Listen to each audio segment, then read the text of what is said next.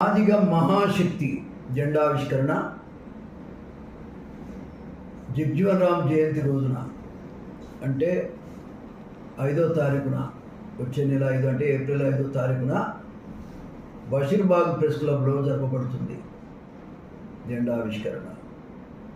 ముఖ్యంగా రాజకీయ అణచివేతకు వ్యతిరేకంగా, ఆర్థికంగా సామాజిక జరుగుతున్న అన్యాయాలకు వ్యతిరేకంగా ఈ మహాశక్తి పనిచేస్తున్న విషయాన్ని గమనించాలి.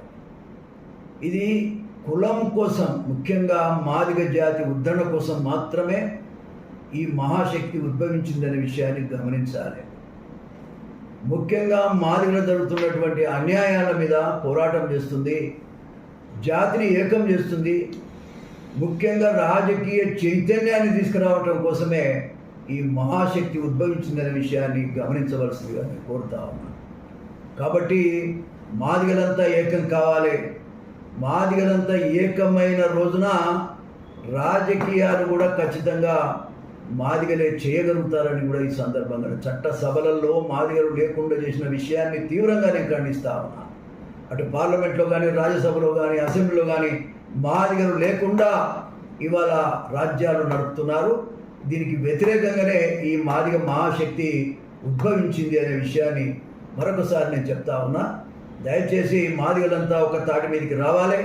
అందరం ఒకటై ఈ నష్టాన్ని మళ్ళొకసారి జరగకుండా చూసుకోవాల్సిన అవసరం ఉందని ఈ సందర్భంగా నేను విజ్ఞప్తి చేస్తూ, అందరూ కూడా రేపు 5వ తారీఖున జగ్జీవన్ రామ్ జయంతి రోజున, ఆ మహనీయుని పుట్టినరోజున అందరూ కూడా పెద్ద ఎత్తున రావాల్సిందిగా నేను కోరుతా ఉన్నా.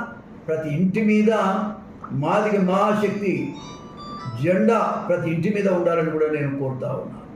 ఇది చాలా అవసరం. మన ఐక్యత లేకపోవటం వల్ల అందరూ అవకాశంగా తీసుకొని మనల్ని పీడిస్తున్నారు, మనల్ని అవమానపరుస్తున్నారు. ఈ అవమానపరచడానికి వ్యతిరేకంగానే నేను ఈ పోరాటం చేయాలని నిర్ణయం చేసుకున్నా. ఇది ఎవరికి వ్యతిరేకం కాదు, ఇది రాజకీయ పార్టీ కూడా కాదు.